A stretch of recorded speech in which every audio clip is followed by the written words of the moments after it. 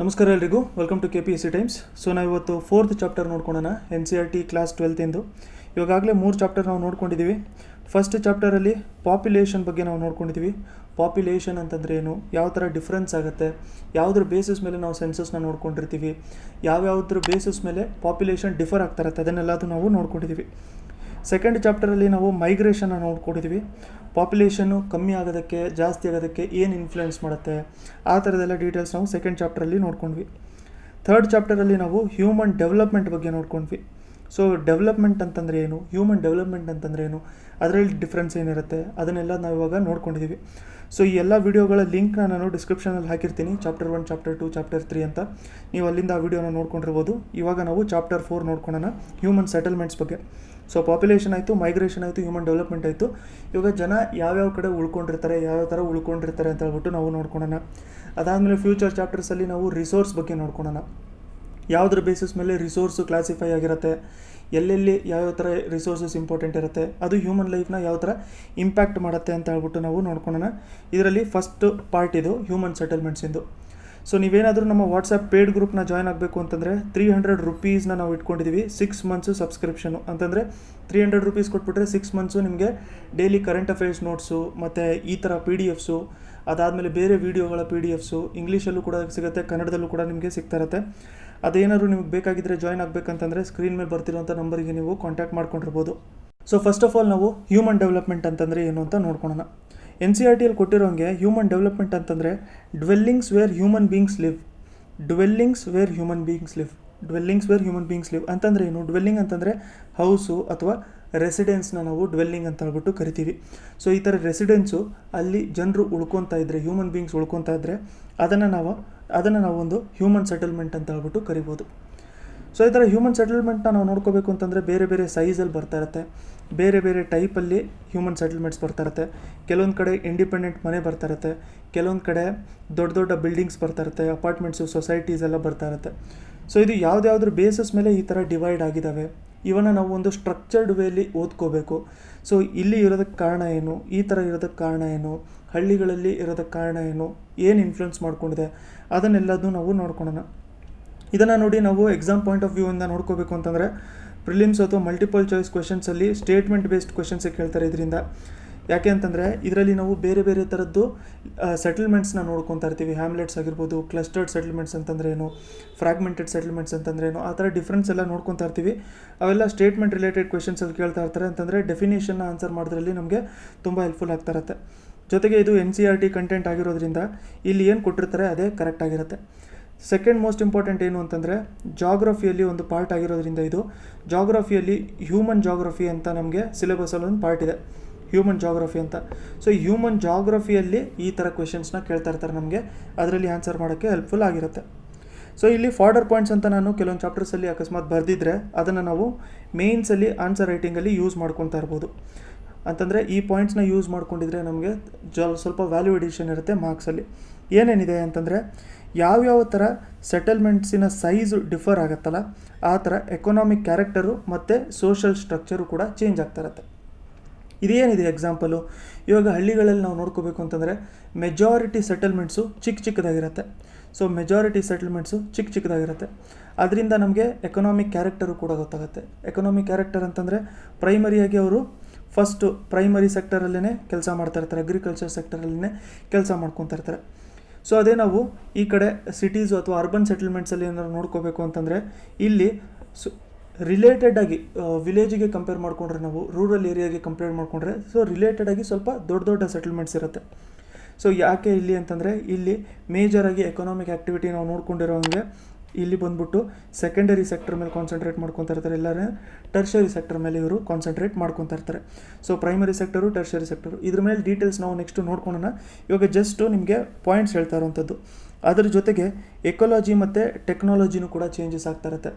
Ecology ಅಂತಂದರೆ rural ಏರಿಯಾಸಲ್ಲಿ ನಾವು ಸುತ್ತಮುತ್ತಲು ನೋಡ್ಕೊಂಡಿದ್ರೆ ಅಲ್ಲಿ ಫಾರೆಸ್ಟ್ನ ನಾವು ನೋಡ್ಕೋಬೋದು, ಅಗ್ರಿಕಲ್ಚರ್ ಲ್ಯಾಂಡ್ಸು ಕೂಡ ಇರುತ್ತೆ, ಬೇರೆ ಬೇರೆ ಥರದ್ದು ಸೆಟಲ್ಮೆಂಟ್ಸು ಕೂಡ ಅಲ್ಲಿ ನಾವು ನೋಡ್ಕೋಬೋದು. ಬಟ್ ಅರ್ಬನ್ ಏರಿಯಾಸಲ್ಲಿ ನಾವು ನೋಡ್ಕೋಬೇಕು ಅಂತಂದರೆ ಇಲ್ಲಿ ಫಾರೆಸ್ಟು ಬಂದ್ಬಿಟ್ಟು ಕಮ್ಮಿನೇ ಇರುತ್ತೆ. ಅರ್ಬನ್ ಏರಿಯಾಸಲ್ಲಿ ಫಾರೆಸ್ಟ್ ಕಮ್ಮಿನೇ ಇರುತ್ತೆ, ಯಾಕಂತಂದರೆ ಪಾಪ್ಯುಲೇಷನ್ ತುಂಬ ಜಾಸ್ತಿ ಇರೋದ್ರಿಂದ ಸೆಟಲ್ಮೆಂಟ್ಸ್ ಎಲ್ಲದೂ ಕೂಡ ಸರೌಂಡಿಂಗೇ ಮಾಡ್ಕೊಂಡಿರ್ತಾರೆ. ಅದ್ರ ಜೊತೆಗೆ ಮನೆಗಳಲ್ಲಿ ಯೂಸ್ ಮಾಡುವಂಥ ಟೆಕ್ನಾಲಜಿ ಆಗಿರ್ಬೋದು, ಡೇ ಟು ಡೇ ಲೈಫ್ಸಲ್ಲಿ ಯೂಸ್ ಮಾಡುವಂಥ ಟೆಕ್ನಾಲಜಿ ಆಗಿರ್ಬೋದು, ಕಂಪ್ಯಾರಿಟಿವ್ಲಿ ಸ್ವಲ್ಪ ಅಡ್ವಾನ್ಸ್ ಇರುತ್ತೆ ರೂರಲ್ ಏರಿಯಾ, ಅರ್ಬನ್ ಏರಿಯಾಸು ಸೆಟಲ್ಮೆಂಟ್ಸ್ನ ನಾವು ತೊಗೊಂಡ್ರೆ. ಇಲ್ಲಿ ವಿಲೇಜ್ಗೆ ಒಂದು ಡೆಫಿನೇಷನ್ ಕೊಟ್ಟಿದ್ದಾರೆ, ಈ ಪಾಯಿಂಟ್ನ ನೀವು ನೋಡ್ಕೊಂಡಿರಿ. ಚಿಕ್ಕ ಸೆಟಲ್ಮೆಂಟ್ ಇದ್ದಿದ್ದು ಸ್ಪಾರ್ಸ್ ಆಗಿ ಪ್ಲೇಸ್ ಆಗಿದ್ದಿದ್ರೆ ಸ್ವಲ್ಪ ದೂರ, ಈಗ ಇಲ್ಲೊಂದು ಮನೆ ಇದೆ ಅಂತ ಅಂದ್ಕೊಳೋಣ. ಸೊ ಮಧ್ಯದಲ್ಲಿ ಗ್ಯಾಪ್ ತುಂಬ ಜಾಸ್ತಿ ಇದ್ದಾವೆ, ಆದರೆ ಚಿಕ್ಕ ಸೆಟಲ್ಮೆಂಟ್ಸ್ ಇದ್ದಾವೆ, ಅವನ್ನು ನಾವು ವಿಲೇಜಸ್ ಅಂತ ಹೇಳ್ಬಿಟ್ಟು ಕರಿಬೋದು. ಇದೊಂದು ಡೆಫಿನೇಷನ್ನು ಇದರಲ್ಲಿ ಹೇಳಿರೋಂಥದ್ದು, ಒಂದು ಲೈನಲ್ಲಿ ಹೇಳಿದ್ದಾರೆ, ನೋಡ್ಕೊಂಡಿರಿ. ಅದೇ ನಾವು ಅರ್ಬನ್ ಸೆಟಲ್ಮೆಂಟ್ಸು ಅಥವಾ ಅರ್ಬನ್ ಏರಿಯಾಸಲ್ಲಿ ನೋಡ್ಕೋಬೇಕು ಅಂತಂದರೆ ಸೇಮು, ಇಲ್ಲಿ ಸ್ಮಾಲ್ ಸೆಟಲ್ಮೆಂಟು ಸ್ಪಾರ್ಸ್ ಆಗಿ ಪ್ಲೇಸ್ ಆಗಿರುವಂಥದ್ದು, ಇಲ್ಲಿ ಫ್ಯೂ ಸೆಟಲ್ಮೆಂಟ್ಸು ಲಾರ್ಜ್ ಆಗಿ ಸೆಟಲ್ಮೆಂಟ್ಸ್ ಇರುವಂಥದ್ದು. ಅಂತಂದರೆ ಫ್ಯೂ ಮತ್ತು ಲಾರ್ಜ್ ಸೆಟಲ್ಮೆಂಟ್ಸು, ಇಲ್ಲಿ ಏರಿಯಾ ಏನಿರುತ್ತಲ್ಲ ಮನೆಗಳ ಮಧ್ಯದಲ್ಲಿ, ಆ ಏರಿಯಾ ಕಮ್ಮಿ ಇರುತ್ತೆ, ರಿಲೇಟೆಡ್ಲಿ ನೋಡಿಕೊಂಡ್ರೆ ಕಮ್ಮಿ ಇರುತ್ತೆ. ಜೊತೆಗೆ ಇಲ್ಲಿ ಏನಾಗಿರುತ್ತೆ ಅಂತಂದರೆ ತುಂಬ ದೊಡ್ಡ ಸೆಟಲ್ಮೆಂಟ್ಸ್ ಇರುತ್ತೆ, ಕಂಪೇರಿಟಿವ್ಲಿ ಸ್ವಲ್ಪ ಜಾಸ್ತಿ ಸೆಟಲ್ಮೆಂಟ್ಸ್ ಇರುತ್ತೆ. ಸೊ ಅದರಿಂದ ನಮಗೆ ಎಕನಾಮಿಕ್ ಸ್ಟ್ರಕ್ಚರು ಕೂಡ ಯಾವ ಥರ ಗೊತ್ತಾಗುತ್ತೆ. ವಿಲೇಜಲ್ಲಿ ಮೇಜರಾಗಿ ಪ್ರೈಮರಿ ಆ್ಯಕ್ಟಿವಿಟೀಸ್ ಮೇಲೆ ಕಾನ್ಸಂಟ್ರೇಟ್ ಮಾಡ್ತಾ ಇರ್ತಾರೆ. ಅರ್ಬನ್ ಸೆಟಲ್ಮೆಂಟ್ಸ್ನ ನಾವು ನೋಡ್ಕೋಬೇಕು ಅಂತಂದರೆ ಸೆಕೆಂಡರಿ ಮತ್ತು ಟೆರ್ಷರಿ ಆ್ಯಕ್ಟಿವಿಟೀಸ್ ಮೇಲೆ ಅವರು ಮೇಜರಾಗಿ ಕಾಂಟ್ರಿಬ್ಯೂಷನ್ಸು ಅಥವಾ ಕಾನ್ಸಂಟ್ರೇಷನ್ ಅದ್ರ ಮೇಲೆ ಇಟ್ಕೊಂಡಿರ್ತಾರೆ. ಇವಾಗ ನಾವು ಅರ್ಬನ್ ಸೆಟಲ್ಮೆಂಟ್ಸು ಮತ್ತು ರೂರಲ್ ಸೆಟಲ್ಮೆಂಟ್ಸು ಡಿಫರೆನ್ಸ್ ಏನಿರುತ್ತೆ ಅಂತ ಹೇಳ್ಬಿಟ್ಟು ಒಂದ್ಸರಿ ನೋಡ್ಕೊಳೋಣ.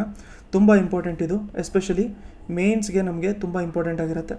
ಸೊ ಈಗ ನೋಡಿ 12.5 ಮಾರ್ಕ್ಸು ಏನಾದರೂ ಕ್ವೆಶನ್ಸ್ ಕೇಳಬೇಕು KS ಅಲ್ಲಿ ಅಥವಾ ನಮ್ಗೆ IAS ಅಲ್ಲಿ ಕೇಳಿತಿದ್ರೆ, ಸೊ ಅದರಲ್ಲಿ ಒಂದೇ ಒಂದು ಕ್ವೆಶನ್ ಕೇಳಿರಲ್ಲ, 2-3 ಕ್ವೆಶನ್ ಕೇಳಿರ್ತಾರೆ. ಈ ಎಕ್ಸಾಂಪಲು ಇದ್ರ ರಿಲೇಟೆಡೇ ನಾವು ನೋಡ್ಕೋಬೇಕು. ಹ್ಯೂಮನ್ ಸೆಟಲ್ಮೆಂಟ್ ಬಗ್ಗೆ ನೀವು ಆನ್ಸರ್ ಹೇಳಿ, ಅದ್ರ ಜೊತೆಗೆ ಡಿಫರೆನ್ಸ್ ಹೇಳಿ, ಹ್ಯೂಮನ್ ಸೆಟಲ್ಮೆಂಟ್ಸಲ್ಲಿ ಅರ್ಬನ್ ಸೆಟಲ್ಮೆಂಟು, ರೂರಲ್ ಸೆಟಲ್ಮೆಂಟ್ಸ್ ಆ ಥರ ಅಂತಂದರೆ 2-3 ಕ್ವೆಶನ್ನ ಮಿಕ್ಸ್ ಮಾಡಿಬಿಟ್ಟು ಒಂದು ಕ್ವೆಶನ್ನ ಕೇಳಿರ್ತಾರೆ. ಆ ಟೈಮಲ್ಲಿ ಈ ಥರ ನಮಗೆ ಪಾಯಿಂಟ್ಸ್ ಮುಂಚೆನೇ ರೆಡಿ ಆಗಿದ್ದರೆ ಇದನ್ನೇ ನಾವು ಆನ್ಸರ್ ರೈಟಿಂಗಲ್ಲಿ ಕೊಟ್ಬಿಡ್ಬೋದು. ಸೊ ಫಸ್ಟ್ ಪಾಯಿಂಟು ನಾವು ನೋಡ್ಕೋಬೇಕು ಅಂತಂದರೆ ರೂರಲ್ ಸೆಟಲ್ಮೆಂಟಲ್ಲಿ ನಾವು ಪ್ರೈಮರಿ ಆ್ಯಕ್ಟಿವಿಟಿ, ಎಕನಾಮಿಕ್ ಆ್ಯಕ್ಟಿವಿಟಿನ ನಾವು ನೋಡ್ಕೋಬೇಕು ಅಂತಂದರೆ ಇಲ್ಲಿ ಪ್ರೈಮರಿ ಎಕನಾಮಿಕ್ ಆ್ಯಕ್ಟಿವಿಟೀಸ್ ಇರುತ್ತೆ. ಸೊ ಪ್ರೈಮರಿ ಎಕನಾಮಿಕ್ ಆ್ಯಕ್ಟಿವಿಟೀಸ್ ಮತ್ತು secondary tertiary economic activities. Rural ಏರಿಯಾಸಲ್ಲಿ ಪ್ರೈಮರಿ ಎಕನಾಮಿಕ್ ಆ್ಯಕ್ಟಿವಿಟಿ ಅಂತಂದರೆ primary sector, agriculture sector, producers ಮೇಲೆ ಜಾಸ್ತಿ ಕಾನ್ಸಂಟ್ರೇಷನ್ ಇರುತ್ತೆ. ಅದೇ ನಾವು ಅರ್ಬನ್ ಏರಿಯಾಸಲ್ಲಿ ನೋಡ್ಕೋಬೇಕು ಅಂತಂದರೆ ಇವರು ರೂರಲ್ ಏರಿಯಾದಿಂದ ಸುಮಾರು ರಾ ಮೆಟೀರಿಯಲ್ಸ್ನ ತೊಗೊತಾರೆ, ಜೊತೆಗೆ ಫಿನಿಶ್ಡ್ ಗೂಡ್ಸ್ನ ಇವರು ಪ್ರೊಡ್ಯೂಸ್ ಮಾಡ್ತಾ ಇರ್ತಾರೆ. ಅರ್ಬನ್ ಸೆಟಲ್ಮೆಂಟಲ್ಲಿ ಫ್ಯಾಕ್ಟ್ರೀಸು, ಮ್ಯಾನುಫ್ಯಾಕ್ಚರಿಂಗ್ ಯೂನಿಟ್ಸ್ ಎಲ್ಲ ಜಾಸ್ತಿ ಇರುತ್ತೆ ಅರ್ಬನ್ ಏರಿಯಾಸಲ್ಲಿ. ಸೊ ಅದಕ್ಕೆ ರಾ ಮೆಟೀರಿಯಲ್ಸ್ನ ಇವರು ರೂರಲ್ ಏರಿಯಾಸಿಂದ ತೊಗೊಂಡ್ಬಿಟ್ಟು ಫಿನಿಶ್ಡ್ ಗೂಡ್ಸ್ ಮೇಲೆ ಕಾನ್ಸಂಟ್ರೇಟ್ ಮಾಡ್ಕೊತಾ ಇರ್ತಾರೆ. ಸೊ ಹೇಳಬೇಕು ಅಂತಂದರೆ ಸೆಕೆಂಡರಿ ಸೆಕ್ಟರ್ ಮತ್ತು ಟರ್ಷರಿ ಸೆಕ್ಟರೇ ತುಂಬ ಜಾಸ್ತಿ ಇರುತ್ತೆ ಅರ್ಬನ್ ಸೆಟಲ್ಮೆಂಟ್ಸಲ್ಲಿ. ನೆಕ್ಸ್ಟು ಸಿಟೀಸ್ ಅಂತಂದರೆ ಏನು? ಸಿಟೀಸ್ ಅಂತಂದರೆ ಅದೊಂಥರ ಒಂದು ನೋಡ್ಸ್ ಇರುತ್ತೆ. ಅದು ಎಕನಾಮಿಕ್ ಗ್ರೋತಿಂದು ಯಾವ ಥರ ಅಂತಂದರೆ ಗೂಡ್ಸ್ ಪ್ರೊವೈಡ್ ಮಾಡ್ಕೊಳ್ಳೋದಕ್ಕೆ, ಸರ್ವೀಸಸ್ನ ಪ್ರೊವೈಡ್ ಮಾಡ್ಕೊಳ್ಳೋದಕ್ಕೆ. ಇದು ಗೂಡ್ಸು ಮತ್ತು ಸರ್ವೀಸಸ್ಸು ಬರೀ ಸಿಟೀಸ್ ಸರೌಂಡಿಂಗ್ಸ್ ಅಷ್ಟೇ ಅದು ಪ್ರೊವೈಡ್ ಮಾಡ್ತಾ ಇರಲ್ಲ, ಸಿಟಿ ಸುತ್ತಮುತ್ತ ಇರುವಂಥ ಹಳ್ಳಿಗಳಿಗೂ ಕೂಡ ಗೂಡ್ಸು ಮತ್ತು ಸರ್ವೀಸಸ್ನ ಪ್ರೊವೈಡ್ ಮಾಡ್ತಾ ಇರ್ತಾರೆ. ಸೊ ಅದಕ್ಕೆ ಇಲ್ಲೂ ಕೂಡ ಕೊಟ್ಟಿದ್ದಾರೆ ಸೆಟಲ್ಮೆಂಟ್ಸ್ ಇನ್ ದೇರ್ ಹಿಂಟರ್ಲ್ಯಾಂಡ್ ಅಂತಂದರೆ ಸರೌಂಡಿಂಗ್ ಇರುವಂಥ ಏನು ರೂರಲ್ ಸೆಟಲ್ಮೆಂಟ್ಸ್ ಇರುತ್ತೆ ಅವ್ರಿಗೂ ಕೂಡ ಇವರು ಫಿನಿಶ್ಡ್ ಗೂಡ್ಸು ಮತ್ತು ಸರ್ವೀಸಸ್ನ ಪ್ರೊವೈಡ್ ಮಾಡ್ಕೊತಾ ಇರ್ತಾರೆ. ಸೊ ಒಂದು ರಿಲೇಷನ್ಶಿಪ್ನ ನಾವು ನೋಡ್ಕೋಬೇಕು, ಯಾವ ಥರ ಒಂದು ರಿಲೇಷನ್ಶಿಪ್ಪು ಸ್ಟಾರ್ಟ್ ಆಗಿದೆ ಅಥವಾ ಕನೆಕ್ಟ್ ಯಾವ ಥರ ಇದೆ ರೂರಲ್ ಏರಿಯಾ ಮತ್ತು ಅರ್ಬನ್ ಸೆಟಲ್ಮೆಂಟ್ಸಲ್ಲಿ ಅಂತ ನಾವು ನೋಡ್ಕೋಬೇಕು ಅಂತಂದರೆ ಮೇಜರಾಗಿ ಟ್ರಾನ್ಸ್ಪೋರ್ಟ್ ಮತ್ತು ಕಮ್ಯುನಿಕೇಷನ್ ಮೂಲಕನೇ ಇದು ಕನೆಕ್ಟ್ ಆಗಿರುವಂಥದ್ದು. ಸೊ ಈ ಥರ ಚಿಕ್ಕ ಪಾಯಿಂಟ್ ಇರುತ್ತೆ, ಬಟ್ ಇವೇ ಒಂಥರ ನಮಗೆ ಕೀವರ್ಡ್ಸ್ ಥರ ಕೆಲಸ ಮಾಡ್ತಾ ಇರುತ್ತೆ ಎಕ್ಸಾಮ್ಸಲ್ಲಿ. ಸೊ ಇಲ್ಲಿ ಕೀವರ್ಡ್ಸು, ಇಲ್ಲಿ primary sector, secondary sector, tertiary sector ಅದು ಕೀವರ್ಡ್ಸು. ಇಲ್ಲಿ ನಾವು ನೋಡ್ಕೋಬೇಕು ಅಂತ ರಾ ಮೆಟೀರಿಯಲ್ಸ್ ಅನ್ನೋದೊಂದು ಕೀವರ್ಡು. ಈ ಥರ ಕೀವರ್ಡ್ಸ್ನ ನೀವು ರಿವಿಷನ್ ಮಾಡ್ತಿರೋಂಥ ಟೈಮಲ್ಲಿ ಕಾನ್ಸಂಟ್ರೇಟ್ ಮಾಡಿರಿ. ನೆಕ್ಸ್ಟು ರೂರಲ್ ಪೀಪಲಲ್ಲಿ ನಾವು ನೋಡ್ಕೋಬೇಕು ಅಂತಂದರೆ ಜಾಸ್ತಿ ಮೊಬಿಲಿಟಿ ಇರಲ್ಲ. ಜಾಸ್ತಿ ಮೊಬಿಲಿಟಿ ಅಂತಂದರೆ ಜಾಸ್ತಿ ಆ ಕಡೆಯಿಂದ ಈ ಕಡೆ ಅವರು ಜಾಸ್ತಿ ಅಡ್ಡಾಡ್ತಾ ಇರಲ್ಲ, ಅಂತಂದರೆ ಕನೆಕ್ಟಿವಿಟಿ ಅವರಲ್ಲಿ ಕಮ್ಮಿ ಇಟ್ಕೊಂಡಿರ್ತಾರೆ.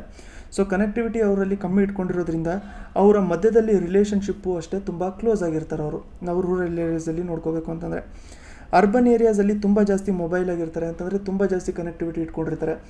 ಯಾಕೆ ತುಂಬ ಜಾಸ್ತಿ ಕನೆಕ್ಟಿವಿಟಿ ಇಟ್ಕೊಂಡಿರ್ತಾರೆ ಅಂತಂದರೆ ಇದು ಬಂದ್ಬಿಟ್ಟು ಅರ್ಬನ್ ಏರಿಯಾ, ಜಾಸ್ತಿ ಕಾನ್ಸಂಟ್ರೇಷನ್ ಇರುವಂಥದ್ದು ಅಥವಾ ಜಾಸ್ತಿ ಇವರು ಜಾಬ್ಸ್ ಮೇಲೆ ಪ್ರಿಫರ್ ಮಾಡುವಂಥದ್ದು ಮ್ಯಾನುಫ್ಯಾಕ್ಚರಿಂಗ್ ಏರಿಯಾಸಲ್ಲಿ, ಅದಾದಮೇಲೆ ಟ್ರಾನ್ಸ್ಪೋರ್ಟು, ಕಮ್ಯುನಿಕೇಷನ್ನು. ಸೊ ಓವರಾಲಾಗಿ ನಾವು ನೋಡ್ಕೋಬೇಕು ಅಂತಂದರೆ ಮತ್ತೆ ಸೆಕೆಂಡರಿ ಟರ್ಷರಿ ಸೆಕ್ಟರ್ ಆಗಿರೋದ್ರಿಂದ ಜಾಸ್ತಿ ಜನರ ಜೊತೆ ಕಾಂಟ್ಯಾಕ್ಟ್ನ ಇಟ್ಕೊಂಡಿರ್ತಾರೆ ಅವರು. ಸೊ ಅದಕ್ಕೋಸ್ಕರ ಏನಾಗಿರುತ್ತೆ ಅಂತಂದರೆ ಆಲ್ಮೋಸ್ಟ್ ಅವ್ರ ಮಧ್ಯದಲ್ಲಿ ಇರೋಂಥ ರಿಲೇಷನ್ಶಿಪ್ಪು ಕೂಡ ಫಾರ್ಮಲ್ ಆಗಿರುತ್ತೆ. ಫಾರ್ಮಲ್ ಅಂತಂದರೆ ಅಷ್ಟೊಂದು ಕ್ಲೋಸ್ ಆಗಿ ಇರಲ್ಲ ಅವರು. ಸೊ ಇದು 3 ಮೇಜರ್ ಡಿಫ್ರೆನ್ಸಸ್ಸು ಅರ್ಬನ್ ಮತ್ತು ರೂರಲ್ ಸೆಟಲ್ಮೆಂಟ್ಸಲ್ಲಿ. ಇವಾಗ ನಾವು ರೂರಲ್ ಸೆಟಲ್ಮೆಂಟ್ಸ್ ಬಗ್ಗೆ ನೋಡ್ಕೊಳ್ಳೋಣ. ಸೊ ನಾವಿಲ್ಲಿ ಫಸ್ಟು ರೂರಲ್ ಸೆಟಲ್ಮೆಂಟ್ಸಲ್ಲಿ ಟೈಪ್ಸ್ನ ನಾವು ನೋಡ್ಕೋಬೇಕು. ರೂರಲ್ ಸೆಟಲ್ಮೆಂಟ್ಸ್ ಅಂತಂದರೆ ಎಲ್ಲ ವಿಲೇಜಲ್ಲೂ ಕೂಡ ಒಂದೇ ಥರ ಇರ್ತಾರೆ, ಎಲ್ಲ ಕಡೆಯೂ ಕೂಡ ಒಂದೇ ಥರ ಮನೆಗಳಿರ್ತವೆ ಅಂತ ಹೇಳ್ಬಿಟ್ಟು ಹೇಳೋಕ್ಕಾಗಲ್ಲ. ಅದು ಬೇರೆ ಬೇರೆ ಥರ ಡಿಫರ್ ಆಗ್ತಾರತ್ತೆ, ಚೇಂಜಸ್ ಆಗ್ತಾರತ್ತೆ. ಸೊ ಆ ಚೇಂಜಸ್ ಯಾವುದರ ಬೇಸಿಸ್ ಮೇಲೆ ಆಗ್ತಾರತ್ತೆ ಅದನ್ನು ನಾವು ನೋಡ್ಕೊಳ್ಳೋಣ.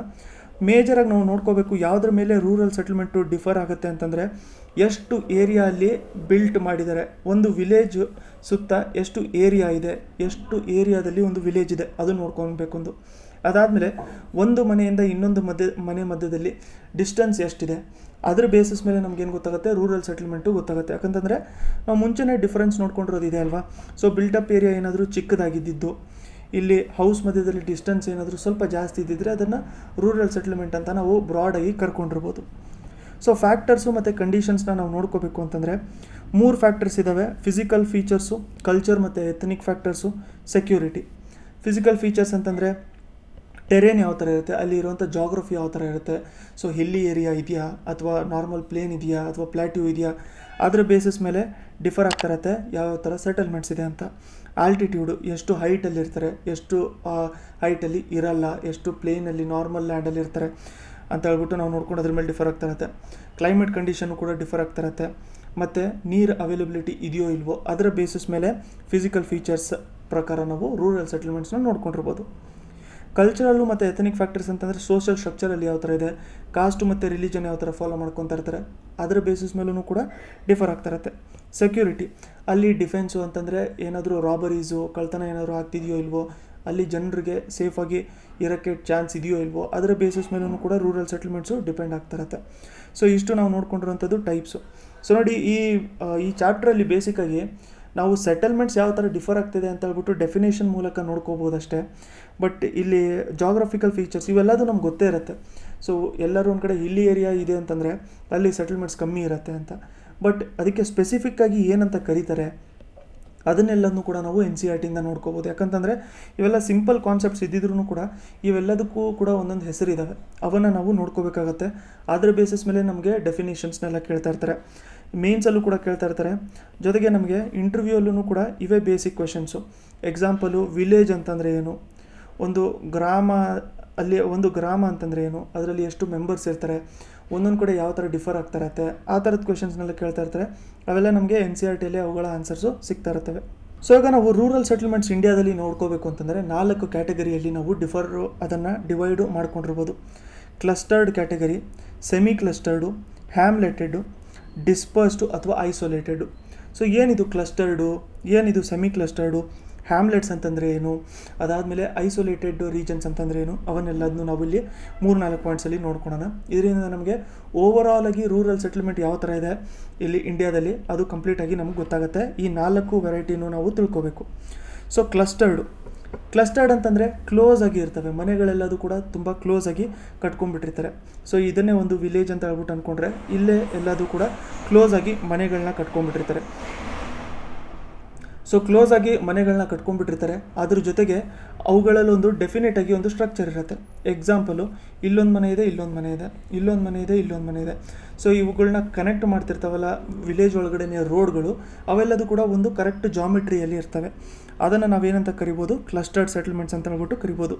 ಸೊ ರೆಕಗ್ನೈಸಬಲ್ ಪ್ಯಾಟರ್ನು ಅಥವಾ ಜಾಮೆಟ್ರಿಕ್ ಶೇಪ್ಸು ಅಂತಂದರೆ ಇಲ್ಲಿಂದ ಈ ಕಡೆ ಹೋದರೆ ಇಲ್ಲಿ ಇಷ್ಟೇ ಮನೆ ಇರ್ಬೋದು ಅಂತ ಹೇಳ್ಬಿಟ್ಟು ಗೊತ್ತಾಗುತ್ತೆ, ಇಲ್ಲಿಂದ ಈ ಕಡೆ ಹೋದರೆ ಎಷ್ಟು ಮನೆ ಇರುತ್ತೆ ಅಂತ ಹೇಳ್ಬಿಟ್ಟು ಗೊತ್ತಾಗುತ್ತೆ. ಯಾಕಂತಂದರೆ ಎಲ್ಲದೂ ಕೂಡ ಕ್ಲೋಸ್ ಪ್ರಾಕ್ಸಿಮಿಟಿಯಲ್ಲಿ ಕಟ್ಕೊಂಡ್ಬಿಟ್ಟಿರ್ತಾರೆ. ಮೇಜರಾಗಿ ನಮಗಿದು ಎಲ್ಲಿ ನೋಡ್ಕೊಳ್ಳೋಕೆ ಸಿಗುತ್ತೆ ಅಂತಂದರೆ ಅಲ್ಯೂವಿಯಲ್ ಪ್ಲೇನ್ಸು ಅಂತಂದರೆ ಇಲ್ಲಿ ನಮಗೆ ಗಂಗಾ ಪ್ಲೇನ್ಸು ಮತ್ತು ಬ್ರಹ್ಮಪುತ್ರ ಪ್ಲೇನ್ಸ್ ಏನಿದಾವಲ್ಲ, ಸೊ ಆ ರೀಜನಲ್ಲಿ ನಮಗೆ ಈ ಥರದ್ದು ಕ್ಲಸ್ಟರ್ಡ್ ಸೆಟಲ್ಮೆಂಟ್ಸ್ ನೋಡ್ಕೊಳ್ಳೋಕೆ ಸಿಗುತ್ತೆ. ಯಾಕಂತಂದರೆ ನೋಡಿ ಪ್ಲೇನ್ಸ್ ಅಂತ ಹೇಳಿ ಬಂದ ತಕ್ಷಣ ಅಲ್ಲಿ ನಮಗೆ ಔಟ್ಪುಟ್, ಅಗ್ರಿಕಲ್ಚರಿನ ಔಟ್ಪುಟ್ ತುಂಬ ಚೆನ್ನಾಗಿರುತ್ತೆ. ಸೊ ಗಂಗಾ ಮತ್ತು ಬ್ರಹ್ಮಪುತ್ರ ಆಗಿರೋದ್ರಿಂದ ಅಲ್ಲಿ ನೀರು ಕೂಡ ಕಂಟಿನ್ಯೂಸ್ ಆಗಿ ಬರ್ತಾ ಇರುತ್ತೆ ಅವ್ರಿಗೆ. ಸೊ ಹಿಮಾಲಯಸು ಕೂಡ ಅವ್ರಿಗೆ ಹತ್ತಿರ ಇರುತ್ತೆ. ಅದಾದಮೇಲೆ ಮಳೆ ನೀರು ಕೂಡ ಬರ್ತಾ ಇರುತ್ತೆ. ಸೊ ಓವರಾಲ್ ಕಂಪ್ಲೀಟ್ ವರ್ಷ ಅವ್ರಿಗೆ ಮಳೆದು ಏನೂ ಕೊರತೆ ಇರಲ್ಲ, ನೀರಿಂದ ಏನೂ ಕೊರತೆ ಇರಲ್ಲ ಅವ್ರಿಗೆ. ಸೊ ಅದಕ್ಕೋಸ್ಕರ ಏನಾಗುತ್ತೆ ಅಂತಂದರೆ ಅಲ್ಲಿ ಜಾಸ್ತಿ ಜನ ಉಳ್ಕೊಂಡ್ಬಿಟ್ಟಿರ್ತಾರೆ. ಸೊ ಜಾಸ್ತಿ ಜನ ಒಂದು ಏರಿಯಾದಲ್ಲಿ ಉಳ್ಕೋಬೇಕು ಅಂತಂದರೆ ಲ್ಯಾಂಡ್ ಏರಿಯಾಸು ಕೂಡ ತುಂಬ ಕಮ್ಮಿ ಆಗ್ತಾ ಇರುತ್ತೆ. ಅದಕ್ಕೆ ಕ್ಲೋಸ್ ಆಗಿ ಅವರು ಮನೆಗಳನ್ನು ಕೂಡ ಇಟ್ಕೊಂಡ್ಬಿಟ್ಟಿರ್ತಾರೆ. ಸೊ ಇದು ಫಸ್ಟು ಕ್ಲಸ್ಟರ್ಡ್ ಸೆಟಲ್ಮೆಂಟ್ಸು. ಸೊ ಇದಕ್ಕೆ ಕಾರಣಗಳೇನು ಕ್ಲೋಸ್ ಆಗಿ ಉಳ್ಕೊಳ್ಳೋದಕ್ಕೆ ಅಂತಂದರೆ ಫಸ್ಟ್ ಒಂದು ಹೇಳಿರುವಂಥದ್ದು ಲ್ಯಾಂಡ್ ಏರಿಯಾ ಡಿಸ್ಟ್ರಿಬ್ಯೂಷನ್ ಅಂತಂದರೆ ಯುಟಿಲೈಸೇಷನ್ ಆಫ್ ರಿಸೋರ್ಸಸ್ಸು, ನೀರನ್ನ ಅವರು ಯುಟಿಲೈಸ್ ಮಾಡ್ಕೋಬೇಕು, ಇರೋವಂಥ ಲ್ಯಾಂಡ್ನ ಅವರು ಯುಟಿಲೈಸ್ ಮಾಡ್ಕೋಬೇಕು. ಇನ್ನೊಂದೇನು ಅಂತಂದರೆ ಎಷ್ಟು ಕ್ಲೋಸ್ ಆಗಿರ್ತಾರೆ ಅಷ್ಟು ಸೇಫಾಗಿ ಉಳ್ಕೊಂಡ್ಬಿಟ್ಟಿರ್ತಾರೆ. ಸೊ ಸೇಫ್ಟಿ ಕಾರಣಕ್ಕೋಸ್ಕರನೂ ಕೂಡ ಅವರು ಈ ಥರ ಕ್ಲೋಸ್ ಪ್ರಾಕ್ಸಿಮಿಟಿಯಲ್ಲಿ ಇರ್ತಾರೆ. ಎಕ್ಸಾಂಪಲ್ ನಾವು ನೋಡ್ಕೋಬೇಕು ಅಂತಂದರೆ ಬಂದೇಲ್ಖಂಡ್ ರೀಜನು, ಸೆಂಟ್ರಲ್ ಇಂಡಿಯಾದಲ್ಲಿರುವಂಥ ಬಂದೇಲ್ಖಂಡ್ ರೀಜನು, ಅದಾದಮೇಲೆ ರಾಜಸ್ಥಾನಲ್ಲಿ ಡೆಸರ್ಟ್ ಇದೆ, ಸೊ ಅಲ್ಲಿ ನೀರಿನ ಕೊರತೆಯೂ ಕೂಡ ಇದೆ. ಸೊ ಅದಕ್ಕೋಸ್ಕರ ಅದನ್ನು ಇರೋವಂಥ ನೀರನ್ನ ನೀಟಾಗಿ ಯುಟಿಲೈಸ್ ಮಾಡ್ಕೊಳ್ಳೋಣ ಅಂತ ಹೇಳ್ಬಿಟ್ಟು ಅವರು ಅಲ್ಲಿ ಹತ್ರ ಉಳ್ಕೊಂಡ್ಬಿಟ್ಟಿರ್ತಾರೆ. ಅದನ್ನು ನಾವು ಕ್ಲಸ್ಟರ್ಡ್ ಸೆಟಲ್ಮೆಂಟ್ಸ್ ಅಂತ ಹೇಳ್ಬಿಟ್ಟು ಕರಿತೀವಿ. ನೆಕ್ಸ್ಟು ನಾವು ಸೆಟಲ್ಮೆಂಟ್ ನೋಡ್ಕೋಬೇಕು ಅಂತಂದರೆ semi clustered settlement. Semi clustered ಅಂತಂದರೆ ಕ್ಲಸ್ಟರ್ಡ್ಕಿನ ಸ್ವಲ್ಪ ದೂರ ಉಳ್ಕೊಳ್ಳೋವಂಥ ಲ್ಯಾಂಡ್ಸ್ಗಳು. ಸೊ ಕ್ಲಸ್ಟರ್ಡಲ್ಲಿ ಹತ್ರ ಉಳ್ಕೊಂಡಿದ್ರು ಅಂತಂದರೆ ಸೆಮಿ ಕ್ಲಸ್ಟರ್ಡಲ್ಲಿ ಸ್ವಲ್ಪ ದೂರ ಉಳ್ಕೊಂಡ್ಬಿಟ್ಟಿರ್ತಾರೆ. ಯಾಕೆ ಸ್ವಲ್ಪ ದೂರ ಉಳ್ಕೊಂಡ್ಬಿಟ್ಟಿರ್ತಾರೆ ಅಂತಂದರೆ ಅವ್ರ ಮಧ್ಯದಲ್ಲೇ ಡಿವಿಷನ್ ಆಗ್ತಾ ಇರತ್ತೆ, ಅವ್ರ ಮಧ್ಯದಲ್ಲೇ ಸ್ವಲ್ಪ ಡಿಸ್ಟ್ರಿಬ್ಯೂಷನ್ ಆಗ್ತಾ ಇರತ್ತೆ, ಅವ್ರ ಮಧ್ಯದಲ್ಲೇ ಡಿವೈಡ್ ಆಗ್ತಾ ಇರತ್ತೆ. ಅದಕ್ಕೋಸ್ಕರ ಅವರು ಈ ಸ್ವಲ್ಪ ಸೆಮಿ ಕ್ಲಸ್ಟರ್ಡ್ ರೀಜನಲ್ಲಿ ಉಳ್ಕೊಂಡ್ಬಿಟ್ಟಿರ್ತಾರೆ. ಇದರಲ್ಲಿ ಬೇಸಿಕ್ಕಾಗಿ ನಾವು ನೋಡ್ಕೋಬೇಕು ಅಂತಂದರೆ ಈ ಥರ ಸೆಮಿ ಕ್ಲಸ್ಟರ್ಡ್ ಅಥವಾ ಸ್ವಲ್ಪ ಡಿಸ್ಟೆನ್ಸಲ್ಲಿ ಉಳ್ಕೊಳ್ಳೋದಕ್ಕೆ ಸ್ವತಃ ಅವರೇ ಏನಾದ್ರು ಡಿಸ್ಟೆನ್ಸಲ್ಲಿ ಉಳ್ಕೊಳ್ಳೋಣ ಅಂತ ಹೇಳ್ಬಿಟ್ಟು ಅವರು ಉಳ್ಕೊಂಡಿರ್ಬೋದು. ಇಲ್ಲ ಅಂತಂದರೆ ವಿಲೇಜಲ್ಲಿ ಸೊಸೈಟಿಯಿಂದ ಪ್ರೆಷರ್ ಇರ್ಬೋದು ಅವ್ರಿಗೆ, ಸೊ ಸ್ವಲ್ಪ ದೂರ ಉಳ್ಕೊಳ್ಳಿ ಅಂತ ಹೇಳ್ಬಿಟ್ಟು ಆ ಥರ ಏನಾದ್ರು ಡಿವೈಡ್ ಮಾಡ್ಕೊಂಡ್ಬಿಟ್ಟಿರ್ತಾರೆ. So 1 or more sections of society may be forced to be living a little away from main cluster. So main cluster ಇಲ್ಲಿ ಮೇನ್ ಆಗಿದೆ ಅಂತಂದರೆ ಇಲ್ಲಿ ಸರೌಂಡಿಂಗು ಸ್ವಲ್ಪ ದೂರ ಉಳ್ಕೊಂಡ್ಬಿಟ್ಟಿರ್ತಾರೆ. ಸೊ ಮೇನ್ ಕ್ಲಸ್ಟರ್ಡ್ ಅಂತಂದರೆ ನಾವು ಹೇಳಿದ ತಕ್ಷಣ ಇಲ್ಲಿ ಏನಾಗುತ್ತೆ, ಡಾಮಿನೆಂಟ್ ಯಾರು ಇರ್ತಾರೆ, ಸೊ ಅಲ್ಲಿ ತುಂಬ ಡಾಮಿನೆಂಟ್ ಇರುವಂಥ ಯಾರು ಕಮ್ಯುನಿಟಿ ಇರ್ತಾರೆ, ತುಂಬ ಇನ್ಫ್ಲುಯೆನ್ಸ್ ಇರುವಂಥ ಯಾವ ಕಮ್ಯುನಿಟಿ ಇರುತ್ತಲ್ಲ ಅವರು ಮಧ್ಯದಲ್ಲಿ ಉಳ್ಕೊಂಡ್ಬಿಟ್ಟಿರ್ತಾರೆ. ಮಿಕ್ಕಿದ್ದು ಉಳಿದಿರುವಂಥವ್ರು ಬೇರೆ ಕಡೆ ಸ್ವಲ್ಪ ದೂರ ಉಳ್ಕೊಂಡ್ಬಿಟ್ಟಿರ್ತಾರೆ, ಬಟ್ ಸುತ್ತಮುತ್ತಲಿನೇ ಉಳ್ಕೊಂಡಿರ್ತಾರೆ, ಬಟ್ ಅವ್ರ ಮಧ್ಯದಲ್ಲಿ ಸ್ವಲ್ಪ ಡಿಸ್ಟೆನ್ಸ್ ಇರುತ್ತೆ. ಎಕ್ಸಾಂಪಲ್ ನಾವು ನೋಡ್ಕೋಬೇಕು ಅಂತಂದರೆ ಗುಜರಾತು, ರಾಜಸ್ಥಾನು ಈ ರೀಜನ್ಗಳಲ್ಲಿ ಈ ಥರ ಸೆಟಲ್ಮೆಂಟ್ಸ್ನ ನಾವು ನೋಡ್ಕೋಬೋದು. ನೆಕ್ಸ್ಟು ಹ್ಯಾಮ್ಲೆಟೆಡ್ ಸೆಟಲ್ಮೆಂಟ್ಸು. ಹ್ಯಾಮ್ಲೆಟೆಡ್ ಸೆಟಲ್ಮೆಂಟ್ಸ್ ಅಂತಂದರೆ ಇವಾಗ ಒಂದು ವಿಲೇಜ್ ಇದೆ, ಈ ವಿಲೇಜಲ್ಲೇ ಸುಮಾರು ಬೇರೆ ಥರ ಡಿವಿಷನ್ಸು ಕೂಡ ಆಗಿರ್ತವೆ. ಅದಕ್ಕೆ ಒಂದು ವಿಲೇಜಿನ ಹೆಸರು ಏನು ಒಂದಿದೆ ಎಕ್ಸ್ ಅಂತ ಹೇಳ್ಬಿಟ್ಟು ಅಂದ್ಕೊಳ್ಳೋಣ. ಇನ್ನೊಂದು ಅದರಲ್ಲಿ ಚಿಕ್ಕದ ಹ್ಯಾಮ್ಲೆಟ್ಸ್ಗಳು ಡಿವೈಡ್ ಆಗಿರ್ತಾವಲ್ಲ, ಅದಕ್ಕೆ X1, X2 ಸುಮ್ಮನೆ ಎಕ್ಸಾಂಪಲ್ ಹೇಳ್ತಿರೋಂಥದ್ದು. ಇಲ್ಲಿ ಕೊಟ್ಟಿರೋಂಥದ್ದು ಏನು ಅಂತಂದರೆ ಪನ್ನ, ಪಾರ, ಪಲ್ಲಿ, ನಾಲ, ದಾನಿ ಆ ಥರ ಕರಿತಾ ಇರ್ತಾರೆ. ಅಂತಂದರೆ ಒಂದು ಸಿಂಗಲ್ ಹೆಸರಿರುವಂಥ ವಿಲೇಜಿಗೆ ಬೇರೆ ಥರ ಚಿಕ್ಕದಾಗಿ ಅವರು ಡಿವಿಷನ್ ಮಾಡ್ಕೊಂಡಿರ್ತಾರೆ. ಅದನ್ನು ನಾವು ಹ್ಯಾಮ್ಲೆಟೆಡ್ ಸೆಟಲ್ಮೆಂಟ್ಸ್ ಅಂತ ಹೇಳ್ಬಿಟ್ಟು ಕರಿಬೋದು. ಯಾವುದರ ಬೇಸಿಸ್ ಮೇಲೆ ಇರ್ಬೋದು, ಸೊ ಒಂದು ಓವರಾಲಾಗಿ ಒಂದು ವಿಲೇಜ್ ಇದೆ, ಇಲ್ಲಿ ಒಂದು ಕಾಸ್ಟ್ ಅವರು, ಇದು ಸುಮ್ಮನೆ ಎಕ್ಸಾಂಪಲ್ಗೆ ಹೇಳ್ತಾರಂಥದ್ದು, ಇಲ್ಲಿ ಒಂದು ಕಾಸ್ಟ್, ಒಂದು ಬ್ರಾಡ್ ಕಾಸ್ಟ್ ಅವರು ಇರ್ತಾರೆ. ಸೊ ಇವರು ಸಬ್ ಕಾಸ್ಟ್ ಅವರು ಸಪ್ರೇಟ್ ವಿಲೇಜು, ಇಲ್ಲಿ ಬೇರೆ ಕಾಸ್ಟ್ ಅವರು ಸಪ್ರೇಟ್ ವಿಲೇಜು, ಇಲ್ಲಾಂತಂದರೆ ಬೇರೆ ಬಿಲೀಫ್ಸ್ ಇರುವಂಥವ್ರು ಅಥವಾ ಬೇರೆ ಥರ ಎಥನಿಕ್ಕು ಅವ್ರದ್ದು ಗ್ರೂಪ್ ಇರುವಂಥದ್ದು, ಅವ್ರು ಬೇರೆ ಥರ ಸೆಟಲ್ಮೆಂಟ್ಸು ಮಾಡ್ಕೊಂಡಿರ್ತಾರೆ. ಅದನ್ನು ನಾವು ಹ್ಯಾಮ್ಲೆಟೆಡ್ ಸೆಟಲ್ಮೆಂಟ್ಸ್ ಅಂತ ಹೇಳ್ಬಿಟ್ಟು ಕರಿತಾ ಇರ್ತೀವಿ. ಸೊ ಬೇಸಿಕ್ಕಾಗಿ ಮುಂಚೆಯಿಂದನೇ ನೋಡ್ಕೊಂಡಿರೋಂಗೆ ಯಾವುದ್ರ ಮೇಲೆ ಡಿಪೆಂಡ್ ಆಗುತ್ತಿದ್ದು ಅಂತಂದರೆ ಬಿಲ್ಟಪ್ ಏರಿಯಾ ಮತ್ತು ಎಷ್ಟು ದೂರ ಒಂದೊಂದು ಸೆಟಲ್ಮೆಂಟ್ಸ್ ಇದೆ ಅದ್ರ ಮೇಲೆ ಇವೆಲ್ಲ ಡಿಪೆಂಡ್ ಆಗ್ತಿರುತ್ತೆ. ಸೊ ಇದನ್ನು ನಾವು ನೋಡ್ಕೋಬೇಕು ಅಂತಂದರೆ ಮಿಡಲ್ಲು ಮತ್ತು ಲೋವರ್ ಗಂಗಾ ಪ್ಲೇನ್ಸು, ಛತ್ತೀಸ್ಗಢ, ಹಿಮಾಲಯ ಕೆಳಗಡೆ ಇರುವಂಥ ವ್ಯಾಲೀಸ್ ಏನಿದಾವಲ್ಲ ಅಲ್ಲಿ ನಾವು ಈ ಥರ ಸೆಟಲ್ಮೆಂಟ್ಸ್ ನೋಡ್ಕೋಬೋದು. ಒಂದು ಓವರಾಲ್ ದೊಡ್ಡ ವಿಲೇಜ್ ಇರುತ್ತೆ, ಬಟ್ ದೂರ ಚಿಕ್ಕ ಸೆಟಲ್ಮೆಂಟ್ಸ್ ಇರ್ತವೆ. ಲಾಸ್ಟು ನಾವು ನೋಡ್ಕೋಬೇಕು ರೂರಲ್ಲು ಸೆಟಲ್ಮೆಂಟ್ಸಲ್ಲಿ ಅಂತಂದರೆ ಡಿಸ್ಪರ್ಸ್ ಸೆಟಲ್ಮೆಂಟ್ಸು. ಅಂತಂದರೆ ಇವಾಗ ಒಂದು ದೊಡ್ಡ ಹಿಲ್ ಇದೆ ಅಂತ ಹೇಳ್ಬಿಟ್ಟು ಅಂದ್ಕೊಳ್ಳೋಣ, ಇಲ್ಲಾಂತಂದರೆ ಬೇರೆ ಒಂದು ಸೆಟಲ್ಮೆಂಟ್ಸು ಸ್ವಲ್ಪ ಐಸೋಲೇಟೆಡ್ ಆಗಿರುವಂಥ ಏರಿಯಾಸಲ್ಲಿ, ಜಂಗಲಲ್ಲಿ, ಅಲ್ಲಿ ಒಂದೊಂದೇ ಎರಡೆರಡೆ ಮನೆಗಳಿರ್ತವೆ, ನೀವು ನೋಡ್ಕೊಂಡಿರ್ಬೋದು. ಅವನ್ನ ನಾವು ಡಿಸ್ಪರ್ಸ್ಡ್ ಸೆಟಲ್ಮೆಂಟ್ ಅಂತ ಹೇಳ್ಬಿಟ್ಟು ಕರಿತಾ ಇರ್ತೀವಿ. ಸೊ ರಿಮೋಟ್ ಜಂಗಲಲ್ಲಿ ಅಥವಾ ಚಿಕ್ಕ ಹಿಲ್ಸ್ಗಳ ಮೇಲೆ, ಗುಡ್ಡಗಳ ಮೇಲೆ ಮನೆ ಮಾಡ್ಕೊಂಡಿರ್ತಾರಲ್ಲ ಅವನ್ನ ನಾವು ಡಿಸ್ಪರ್ಸ್ಡ್ ಸೆಟಲ್ಮೆಂಟ್ಸ್ ಅಂತ ಹೇಳ್ಬಿಟ್ಟು ಕರಿತೀವಿ. ಇದನ್ನು ನಾವು ನೋಡ್ಕೋಬೇಕು ಅಂತಂದರೆ ಜಾಸ್ತಿ ಫಾರೆಸ್ಟ್ ಇರುವಂಥ ಏರಿಯಾ, ಜಾಸ್ತಿ ಜಂಗಲ್ ಇರುವಂಥ ಏರಿಯಾಸಲ್ಲಿ ನಾವು ನೋಡ್ಕೋಬೋದು. ಎಕ್ಸಾಂಪಲು ಮಧ್ಯಪ್ರದೇಶ, ಉತ್ತರಾಖಂಡು, ಹಿಮಾಚಲ್ ಪ್ರದೇಶ, ಸೊ ಕೇರಳನೂ ಕೂಡ ಒಂದು ಎಕ್ಸಾಂಪಲ್ ಆಗಿರುತ್ತೆ. ಸೊ ಓವರಾಲ್ ಆಗಿ ನಾವು ರೂರಲ್ ಸೆಟಲ್ಮೆಂಟ್ಸ್ ಬಗ್ಗೆ ನೋಡ್ಕೊಂಡಿದ್ದೀವಿ. ನೀವು ಕಂಪ್ಲೀಟಾಗಿ ವೀಡಿಯೋ ನೋಡ್ಕೊಂಡಿದ್ದೀರಾ ಅಂತಂದರೆ #ರೂರಲ್ ಅಂತ ಹೇಳ್ಬಿಟ್ಟು ಕಮೆಂಟ್ ಮಾಡಿರಿ ಕಮೆಂಟ್ ಸೆಕ್ಷನಲ್ಲಿ. ನೀವು ಕಂಪ್ಲೀಟ್ ವೀಡಿಯೋ ನೋಡಿದ್ದೀರಾ ಅಂತ ಹೇಳ್ಬಿಟ್ಟು ನಂಗೆ ಗೊತ್ತಾಗುತ್ತೆ. ಸೊ ನೀವೇನಾದರೂ ನಮ್ಮ ಪೇಯ್ಡ್ ಗ್ರೂಪ್ನ ಜಾಯ್ನ್ ಆಗಬೇಕು ಅಂತಂದರೆ ಸೊ ಇಲ್ಲಿ ಸ್ಕ್ರೀನ್ ಮೇಲೆ ಬರ್ತಿರೋಂಥ ನಂಬರಿಗೆ ನೀವು ಕಾಂಟ್ಯಾಕ್ಟ್ ಮಾಡ್ಕೋಬೋದು. ವಾಟ್ಸಪ್ ಮಾಡಿದ್ರೆ ನೀವು ವಾಟ್ಸಪ್ ಗ್ರೂಪಿಗೆ ಜಾಯ್ನ್ ಆಗ್ಬೋದು. ನೆಕ್ಸ್ಟ್ ವೀಡಿಯೋಲಿ ನಾವು ಅರ್ಬನ್ ಸೆಟಲ್ಮೆಂಟ್ಸ್ನ ನೋಡ್ಕೊಳ್ಳೋಣ. ಜೊತೆಗೆ ಬೇರೆ ಚಾಪ್ಟರ್ಸ್ ನೀವು ಏನೇನು ಮಾಡ್ಕೋಬೇಕಲ್ಲ ಇದ್ರದ್ದು ಬೇರೆ ಚಾಪ್ಟರ್ಸ್ ಅಂದರೆ ಚಾಪ್ಟರ್ 1, ಚಾಪ್ಟರ್ 2, ಚಾಪ್ಟರ್ 3 ಅವುಗಳ ಲಿಂಕ್ನ ನಾನು ಡಿಸ್ಕ್ರಿಪ್ಷನಲ್ಲಿ ಕೊಟ್ಟಿರ್ತೀನಿ. ನೀವು ಅದ್ರ ಮೇಲೆ ಕ್ಲಿಕ್ ಮಾಡಿಬಿಟ್ಟು ನೋಡ್ಕೊಂಡಿರ್ಬೋದು. ಜೊತೆಗೆ ಒಂದು ಸಪ್ರೇಟ್ ಪ್ಲೇ ಲಿಸ್ಟೇ ಮಾಡ್ಕೊಂಡಿದ್ದೀನಿ ನಾನು NCERT ಕ್ಲಾಸ್ 12ಗೆ ಜಾಗ್ರಫಿದು, India people and economy. So ಇದನ್ನು ನೀವು ಕಂಪ್ಲೀಟಾಗಿ ಅಲ್ಲಿ ನೋಡ್ಕೊಂಡಿರ್ಬೋದು. ಇದು ಪಾರ್ಟ್ 1, ಪಾರ್ಟ್ 2 ಅಲ್ಲಿ ಮತ್ತೆ ಸಿಗೋಣ.